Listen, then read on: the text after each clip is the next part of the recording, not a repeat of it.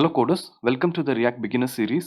நம்ம இந்த வீடியோவில் என்ன பார்க்க போகிறோம்னா, நீங்கள் ஃபஸ்ட் டைம் உங்கள் மெஷினில் ரியாக்ட் கோட் வந்து ரன் பண்ண போகிறீங்கன்னா என்னென்ன பேக்கேஜஸ் வந்து ஆல்ரெடி இன்ஸ்டால் ஆகிருக்கணும், அது மாதிரி ஒரு நியூ ரியாக்ட் ப்ராஜெக்ட் கிரியேட் பண்ணுறீங்கன்னா அதோட ஃபோல்டர் ஸ்ட்ரக்சர் எப்படி இருக்கும், அதோட ஃபைல்ஸில் என்னென்ன இருக்கும் அப்படின்றது வந்து பார்க்கலாம். ஓகே, ஸோ நீங்கள் ரியாக்ட் மட்டும் இல்லை, எந்த ஜாவா ஸ்கிரிப்டை வச்சு நீங்கள் பண்ணணும் அப்படின்னாலும் ஃபஸ்ட்டு வந்து உங்கள் மெஷினில் வந்து Node.js வந்து இன்ஸ்டால் ஆகிருக்கணும்.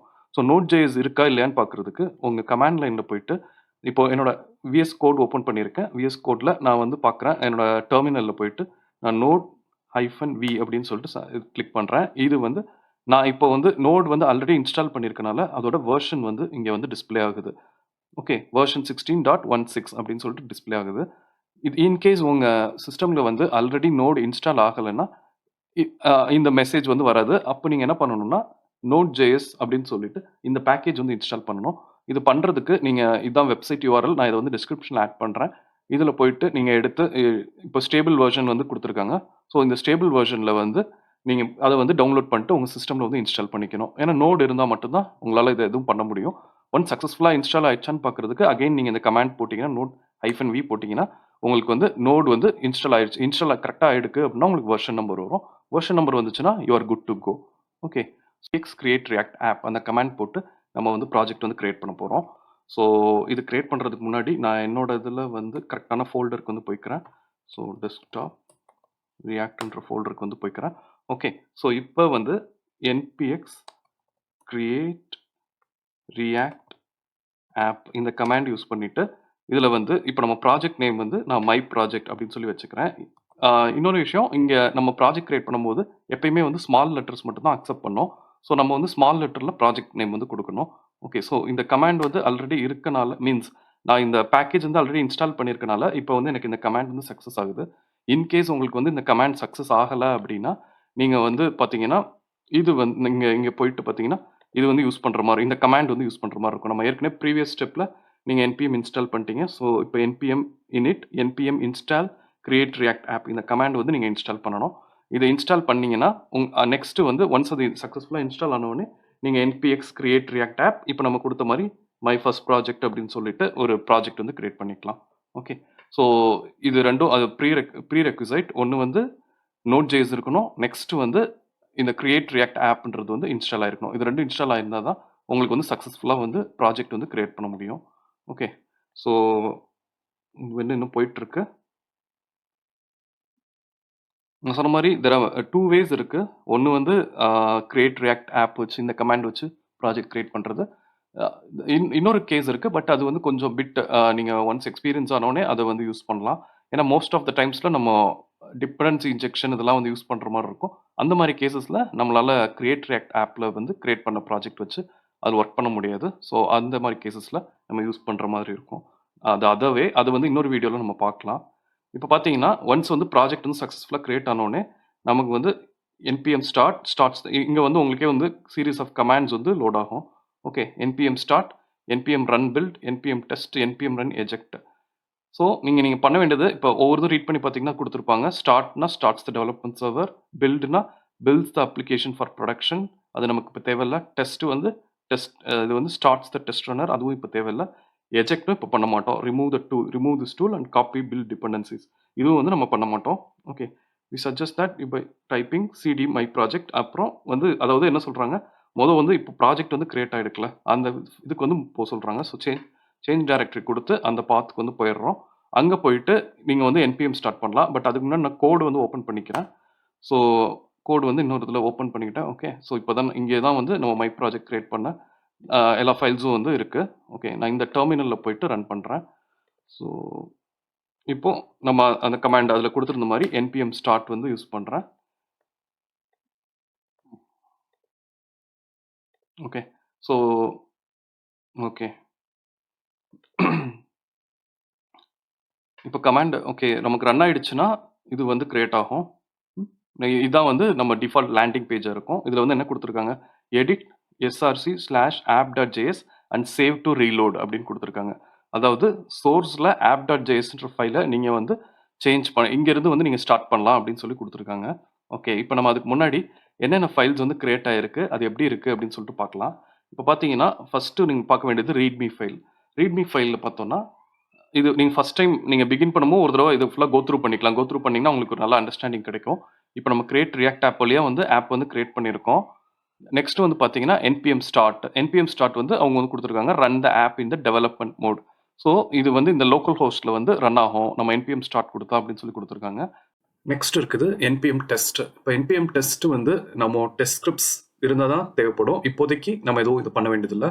நெக்ஸ்ட் பார்த்தோம்னா என்பிஎம் ரன் பில்ட். இதுவும் பார்த்தீங்கன்னா build the app for production to the build folder அப்படி கொடுத்துருக்காங்கல்ல.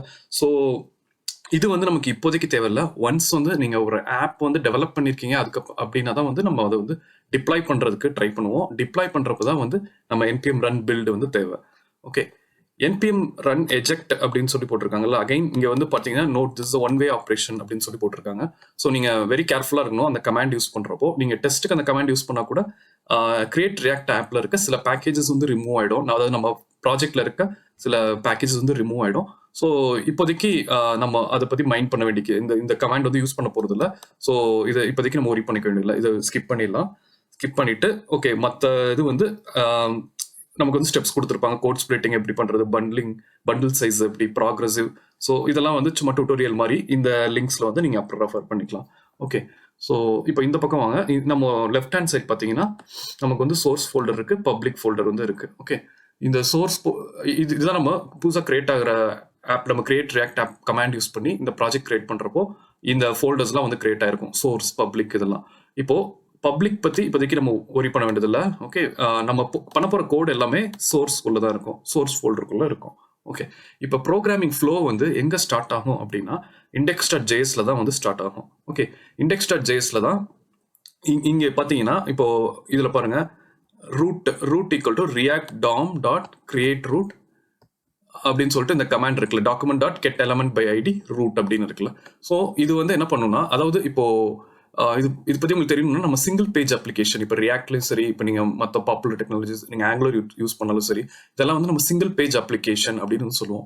சிங்கிள் பேஜ் அப்ளிகேஷன்னா என்னன்னா, இங்கே வந்து நமக்கு வந்து ஒரே ஒரு HTML தான் வந்து இருக்கும். நீங்கள் இப்போ பப்ளிக் ஃபோல்டர் ஓப்பன் பண்ணுறோம்னு வச்சுக்கோங்க, இந்த index.html, இந்த index.html தான் மொத்தம் பின்னாடி நம்ம பண்ணுற எல்லா அப்ளிகேஷன் மீன்ஸ் எல்லா பேஜஸ்மே வந்து லோட் ஆகும். ஃபார் எக்ஸாம்பிள் இப்போ இது வந்து ஒரு HTML. ஓகே, இந்த HTML பார்த்தீங்கன்னா இங்கே வந்து பார்க்கலாம் div id equal to root இருக்குல்ல. ஸோ இந்த ரூட்டில் தான் வந்து நம்ம பண்ணுற அப்ளிகேஷன்ஸ் வந்து ரெண்டர் ஆக போகுது. ரெண்டர் ஆகுறதுனா அது உங்களுக்கு வந்து லோட் ஆகுறதுன்னு நேம், பட் அதை வந்து டெக்னிக்கலாக வந்து நீங்கள் புரிஞ்சுக்கணும், அதை வந்து ரெண்டர் அப்படின்னு நம்ம சொல்லுவோம்.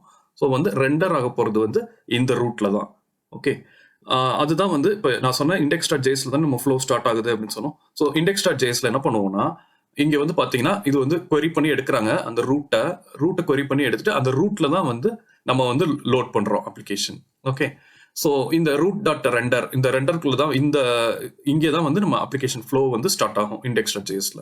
ஓகே, இப்போ இங்கே பார்த்தீங்கன்னா இது ரெண்டும் ரேப் பண்ணி இப்போ ஆப்குள்ள தான் நம்ம ஃப்ளோ. ஸோ இப்போ பார்த்தீங்கன்னா ரெண்டருக்குள்ள நமக்கு இருக்க ஒரு இது வந்து டேக் வந்து பார்த்தீங்கன்னா ஆப்ன்ற காம்பனண்ட் வந்து உள்ள வந்து கொடுத்துருக்கோம். ஸோ வந்து இந்த ஆப்பில் தான் அப்போ வந்து கோடு வந்து எங்கே போகும்னா ஆப்க்கு வந்து போகும். இதை நான் கிளிக் பண்ணுறேன். கிளிக் பண்ணிங்கன்னா உங்களுக்கு இங்கே தான் வந்து கோடு வந்து ஸ்டார்ட் ஆகுது. இதில் பார்த்தீங்கன்னா ஒரு ஹெட்டர் டேக் இருக்குது. வந்து இதெல்லாம் வந்து நமக்கு இங்கே வந்து edit source app.js and save to ரீலோடுன்னு கொடுத்துருக்காங்கல்ல. ஸோ இதுதான் வந்து நமக்கு வந்து இங்கே வந்து லோட் ஆயிருக்கு. ஓகே, ஸோ இப்போ பார்த்தீங்கன்னா இந்த கம்ப்ளீட் ஸ்க்ரீன் வந்து எங்கே டிசைன் பண்ணியிருக்காங்கன்னா app.jsல தான் வந்து டிசைன் பண்ணியிருக்காங்க. ஸோ இங்கே தான் நம்ம ஃப்ளோ வந்து ஸ்டார்ட் ஆகுது. இப்போ நீங்கள் திரும்ப index.js வந்தீங்கன்னா நீங்கள் பார்த்தீங்கன்னா ஸ்ட்ரிக்ட் மோட் அப்படின்னு சொல்லிட்டு react.strict மோட்னு ஒரு டேக் இருக்கும். அந்த டேக் வந்து ஆப்பை வந்து ரேப் பண்ணியிருக்கு. ஸோ இது வந்து என்ன சொல்றோம்னா, ஸ்ட்ரிக்ட் மோட் வந்து நீங்கள் இது இல்லாமலும் பண்ணலாம். ஸ்ட்ரிக்ட் மோட் வந்து என்ன பண்ணணும்னா, நம்ம அப்ளிகேஷனில் வந்து ஏதாவது ஒரு அன்எக்ஸ்பெக்டட் பிஹேவியரோட நம்ம கோட் பண்ணுறோம், இல்லை பேக்கேஜஸ் வந்து நம்ம யூஸ் பண்ணுற பேக்கேஜஸில் வந்து ஏதாவது ஒரு மிஸ்டேக் இருக்குது அப்படின்னா வந்து இந்த strict mode வந்து நமக்கு கன்சோலில் வந்து எரர் கொடுக்கும். ஸோ வந்து நீங்கள் தேர்ட் பார்ட்டி பேக்கேஜ் யூஸ் பண்ணுறப்போ இப்போ பார்த்தீங்கன்னா ரியாக்டில் வந்து டெப்ரிகேட்டட் வந்து நிறைய இருக்குது. டெப்ரிகேட்டட்னா அந்த பேக்கேஜஸ்லாம் no longer supported in React. இப்போ நம்ம ஆக்சிடென்டலாக வந்து அதை ஆட் பண்ணிட்டோம்னு வச்சுக்கோங்களேன், கோடில் ஆட் பண்ணிட்டோம் அப்படின்னா வந்து இன்கேஸ் ஸ்ட்ரிக்ட் மோட் இல்லைன்னா கோட் வந்து கம்பைல் ஆகும், உங்களுக்கு எல்லாமே நடக்கும். பட் வந்து நீங்கள் ஒன்ஸ் உங்கள் ப்ராஜெக்ட்லாம் கம்ப்ளீட் பண்ணி டிப்ளாய் பண்ண போகிறப்போ வந்து அதர் ப்ரௌசர்ஸில் கரெக்டாக ரெண்டர் ஆகாது மீன்ஸ் ஃபார் எக்ஸாம்பிள் வந்து நீங்கள் ஒரு தேர்ட் பார்ட்டி லைப்ரரி யூஸ் பண்ணியிருக்கீங்க, ஒரு பட்டனுக்கு வந்து எல்லோ கலர் வர்றதுக்காக ஒரு லைப்ரரி யூஸ் பண்ணியிருக்கீங்கன்னு அசியூம் பண்ணிக்கோங்க. அது உங்களுக்கு நீங்கள் டெவலப்மெண்ட் பண்ணும்போது ஒர்க் ஆகிட்டு இருக்கும். நீங்கள் போய் அதை மீன்ஸ் வந்து ஒன்ஸ் டெவலப்மெண்ட் முடிச்சு அதை டிப்ளாய் பண்ணிட்டோம், போய் டிப்ளாய் பண்ணி ஒரு தேர்ட் பார்ட்டி கிளவுட்லேயே அதில் ஒரு ஹோஸ்ட் பண்ணிட்டீங்கன்னு வச்சுக்கோங்களேன். ஹோஸ்ட் பண்ணிட்டு அந்த வெப்சைட் ஆக்சஸ் பண்ணும்போது மேபி அந்த எல்லோ கலர் பட்டன் லோட் ஆகாமல் இருக்கலாம். ஏன்னா வந்து அது அன்சப்போர்ட்டட் லைப்ரரி ரியாக்டை பொறுத்தளவு. ஸோ இது மாதிரி கேசஸில் வந்து இந்த மாதிரி எதுவும் அன்எக்ஸ்பெக்டட் எதுவும் நடக்கக்கூடாது அப்படின்னு சொல்லிட்டு தான் ஸ்ட்ரிக்ட் மோட் அப்படின்ற டேக் வந்து இருக்கும். ஸோ இந்த ஸ்ட்ரிக்ட் மோட் வந்து வந்து செக் பண்ணிட்டு இருக்கோம். நம்ம ஏதாவது ஓல்டு லைப்ரரிஸ் வந்து யூஸ் பண்ணிட்டு இருக்கோமா, அது இந்த மாதிரி. அது மட்டும் இல்லை, இன்னும் நிறைய ஃபங்க்ஷனாலிட்டிஸ் இருக்கு ஸ்ட்ரிக்ட் மோடுக்கு. இப்போதைக்கு வந்து நீங்கள் தெரிஞ்சுக்கோங்க, நம்ம வந்து டெப்ரிகேட் லைப்ரரிஸ் ஏதாவது யூஸ் பண்ணுறோம்னா அதை வந்து டிடெக்ட் பண்ணும் ஆப் வந்து, சாரி ஸ்ட்ரிக்ட் மோட் வந்து. ஓகே, ஸோ இப்போ பார்த்தீங்கன்னா நான் ஆல்ரெடி சொன்ன மாதிரி index.jsல தான் வந்து ஃப்ளோ ஸ்டார்ட் ஆகுது. ஆப் தான் வந்து போகிறோம். ஆப்குள்ள இப்போ இந்த கோட்லாம் இருக்குது. இப்போ நான் வந்து இங்கே வந்து சேஞ்ச் பண்ணணும். நான் இங்கே வந்து ஹலோ ரியாக்ட், இப்போ எனக்கு வந்து இந்த மெசேஜ்லாம் வேணாம், நான் ஹலோ ரியாக்ட்னு ஒரு கொண்டு வரணும் அப்படின்னு வச்சுக்கோங்க. ஒரு டெக்ஸ்ட் கொண்டு வரணும்னா நான் ஃபர்ஸ்ட் என்ன பண்ணணும், இப்போ இது பார்த்தீங்கன்னா div டேக் உங்களுக்கு தெரியும், div class name equal to ஆப்னு இருக்கு. ஸோ அதுக்குள்ளே தான் வந்து ஹெட்டர் டேக் இதெல்லாம் இருக்குது. இந்த ஹெட்டர் வந்து எதுவுமே நமக்கு தேவையில்லை. இப்போ நான் இதெல்லாத்தையும் ரிமூவ் பண்ணிட்டேன்னு வச்சுக்கோங்க. ஸோ இப்போ ரிமூவ் பண்ணிட்டோம்னா இப்போ பார்த்தீங்கன்னா வார்னிங்ஸ் வந்து வருது. வார்னிங்ஸ் வந்து logo is define but never used அப்படின்னு சொல்லிட்டு வருது. ஆமாம், நம்ம லோகோ வந்து இம்போர்ட் பண்ணியிருக்கோம், நான் யூஸ் பண்ணல. அப்போ வந்து இதை வந்து நீங்கள் ரிமூவ் பண்ணிடலாம். இப்போ ரிமூவ் பண்ணிட்டு பண்ணீங்கன்னா ஓகே பில்டு. இப்போ நம்ம எக்ஸ்பெக்டேஷன் என்னன்னா, இப்போ உள்ள வந்து எதுவுமே கிடையாது. இப்போ நம்ம இந்த டேக்குள்ள இருந்த டிவ் டேக்குள்ள இருந்த எல்லாத்தையுமே நம்ம ரிமூவ் பண்ணிட்டோம். ஸோ இப்போ பார்த்தீங்கன்னா இப்போ வந்து ஒரு blank ஸ்க்ரீன் வந்து லோட் ஆகணும் எதுவுமே இல்லாமல். ஸோ பார்த்தீங்கன்னா blank ஸ்க்ரீன் வந்து லோட் ஆயிருக்கு. இப்போ நம்ம வந்து ஓகே, நான் இங்கே வந்து ஒரு ஹெடர் டேக் ஹலோ ரியாக்ட்னு ஒரு டெக்ஸ்ட் கொண்டு வரணும்னா ஆப்புக்குள்ள போயிட்டு கோட் பண்ணுறேன், h1 ஹலோ ரியாக்ட் அப்படின்னு சொல்லிட்டு கோட் பண்ணுறோம். இப்போ நம்ம போய் அங்கே பார்த்தோம்னா நமக்கு இந்த பேஜ் வந்து லோட் ஆயிருக்கும். ஓகே, இந்த டெக்ஸ்ட் வந்து லோட் ஆயிருக்கும்.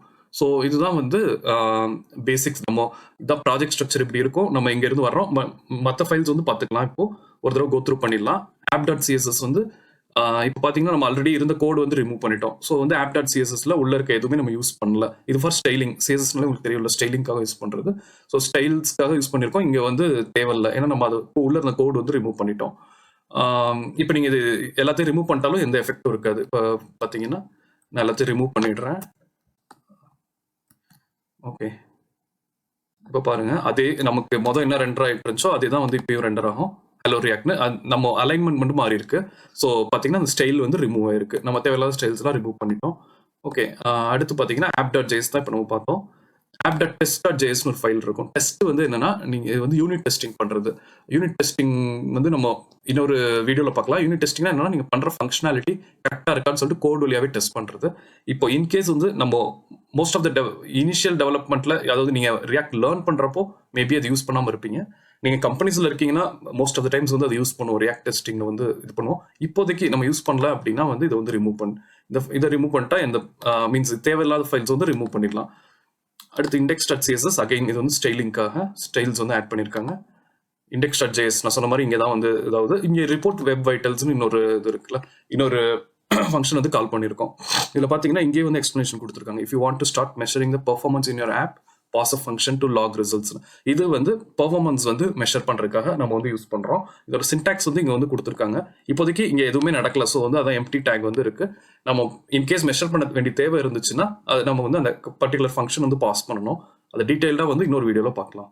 Okay, so logo.svg. ஓகே, இது நம்ம அதான் ரிமூவ் பண்ணிட்டோம் லோகோவை. இது இருந்தாலும் இல்லைனாலும் ஒன்றும் இல்லை.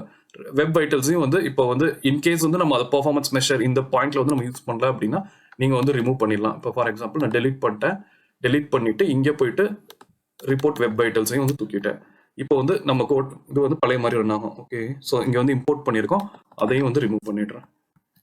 இப்போ பார்த்தீங்கன்னா அகைன் வந்து நம்ம கோடு வந்து ரன் ஆகும். ஹலோ ரியாக்ட்ன்றது எந்த பிரச்சனையும் இல்லை. ஓகே, அடுத்து செட்டப் டெஸ்ட்ஸும் அதே மாதிரி தான். நீங்கள் டெஸ்டிங் யூனிட் டெஸ்ட் எழுதுறோம் அப்படின்னா அது தேவை. இப்போதைக்கு நம்ம அது பண்ணல அப்படின்னா இதையும் ரிமூவ் பண்ணிடலாம். ஸோ ரிமூவ் பண்ணிட்டீங்கன்னா கோடு வந்து க்ளீன் அப் ஆகிடும். இதை வச்சுட்டு வந்து ஒர்க் பண்ணலாம். இங்கே பப்ளிக் ஃபோல்டரில் நம்ம எதுவுமே டச் பண்ண வேண்டியதில்லை. இது நம்ம நான் வந்து எக்ஸ்பிளைன் பண்ணது வந்து இதுக்காக வந்து நம்ம இங்கே தான் வந்து ரூட் இருக்கு, ரூட்ல இருந்து வந்து யூஸ் பண்ணுறோம் அப்படின்னு சொல்லி ரூட்ல இருந்தால் வந்து நமக்கு வந்து ரெண்டர் ஆகும். அதாவது இந்த HTML இருக்க ரூட் டேங்கில் தான் வந்து ரெண்டர் ஆகுது. ஓகே, ஸோ பப்ளிக்ல வந்து நம்ம பெருசாக டச் பண்ண மாட்டோம். அதை க்ளோஸ் பண்ணிடுறேன். ஓகே, இப்போ app.css, app.js, index.css, index.js logo இருக்கு, ஒன்றும் பிரச்சனை இல்லை. இது வந்து கிட்டப்காக நீங்கள் வந்து கோடை வந்து ஒரு ரிமோட் பிளேஸில் வந்து வைக்கணும் அப்படின்னா இது இருக்கு. இப்போதைக்கு நீங்கள் கிட் யூஸ் பண்ணாதான் வந்து தேவை, மற்றபடி ஒன்றும் பிரச்சனை இல்லை. இப்போ பார்த்தீங்கன்னா package.json வந்து இருக்கு. package.jsonna உங்களுக்கு என்னன்னா, என்னென்ன வந்து நம்ம அங்கே வந்து யூஸ் பண்ணுறோம் அப்படின்னு சொல்லிட்டு இப்போ ஃபார் எக்ஸாம்பிள் இப்போ இது டிபெண்டன்சிஸ் வந்து அதில் இருக்கும். நம்ம என்னென்ன பேக்கேஜ் வந்து யூஸ் பண்ணுறோம். இப்போ ரியாக்ட் எடுத்துட்டீங்கன்னு வச்சுக்கோங்க. மற்ற பேக்கேஜ் இதெல்லாம் வந்து டெஸ்டிங் பேக்கேஜ். ஸோ இது வந்து நீங்கள் ஒரி பண்ண வேண்டியதில்லை. நேம் வந்து உங்கள் ப்ராஜெக்டோட நேம் இருக்குது, வெர்ஷன் வந்து இருக்குது. ஓகே, ஸோ இப்போ டிபெண்டன்சிஸில் பார்த்தீங்கன்னா ரியாக்டோட வெர்ஷன் இப்போ நம்ம யூஸ் பண்ணுறது 18.2 இது வந்து யூஸ் பண்ணிட்டு இருக்கோம். ரியாக்ட் டாமோட வெர்ஷன் வந்து 18.2. ரியாக்ட் ஸ்கிரிப்ட்ஸ் வந்து 5.0.1. வெப் வைட்டல்ஸ் நம்ம அதை தான் ரிமூவ் பண்ணோம். ஸோ அந்த டிபெண்டன்சி பேக்கேஜ் வந்து ஆல்ரெடி இன்ஸ்டால் ஆயிருக்கும், பட் நம்ம அதை வந்து யூஸ் பண்ணல. இப்போ இங்கே கொடுத்துருக்காங்க பார்த்தீங்களா NPM. இது பற்றி நீங்கள் ஒரி பண்ண வேண்டியதில்லை. ஏன்னா நீங்கள் வந்து நீங்கள் இப்போ இந்த ப்ராஜெக்ட் பில்ட் பண்ணுறதுக்கு நம்ம யூஸ் பண்ணுறோம் கமாண்ட் NPM run start அப்படின்னு சொல்லி யூஸ் பண்ணுறோம். அந்த ஸ்டார்ட் வந்து இந்த ஸ்கிரிப்டுக்குள்ளே தான் வந்து டிஃபைன் பண்ணியிருக்காங்க. ஸோ அதனால தான் நம்ம ஸ்டார்ட்னு கொடுத்தோம்னா நம்ம ப்ராஜெக்ட் வந்து பில்ட் ஆகுது. இது வந்து இப்போ பில்டு டெஸ்ட் எஜெக்ட் வந்து இப்போ நீங்கள் ஒரி பண்ண வேண்டியதில்லை. ஓகே, மற்ற ESLint பற்றி உங்களுக்கு நீங்கள் இது வந்து டெஸ்டிங்காக யூஸ் பண்ணுறது. Okay, browser list production and development, அதாவது என்னென்ன ப்ரௌசரில் வந்து சப்போர்ட்டட் அப்படின்னு சொல்லிட்டு இங்கே வந்து டிஃபைன் பண்ணியிருக்காங்க. ஸோ இந்த டீட்டெயில்ஸ் எல்லாமே Package.JSON தான் இருக்கும். நீங்கள் ஒவ்வொரு பேக்கேஜ் ஆட் பண்ணுறப்பையும் நீங்கள் என்ன பேக்கேஜ் யூஸ் பண்ணிருக்கீங்க என்னன்றது வந்து நீங்கள் போய் Package.JSON போய் வெரிஃபை பண்ணிக்கலாம். ஓகே, ஸோ இப்போ வந்து உங்களுக்கு ப்ராஜெக்ட் ஸ்ட்ரக்சர் வந்து என்ன, அதாவது ஒரு ப்ராஜெக்ட் கிரியேட் பண்ணணும்னா அது ஃபோல்டர் ஸ்ட்ரக்சர் என்ன, உள்ள இருக்க ஃபைல்ஸ் வந்து என்ன அப்படின்னு சொல்லி உங்களுக்கு கிளியராக இருக்கும். நெக்ஸ்ட் வீடியோவில் நெக்ஸ்ட் கான்செப்ட் வந்து பார்க்கலாம். தேங்க்யூ.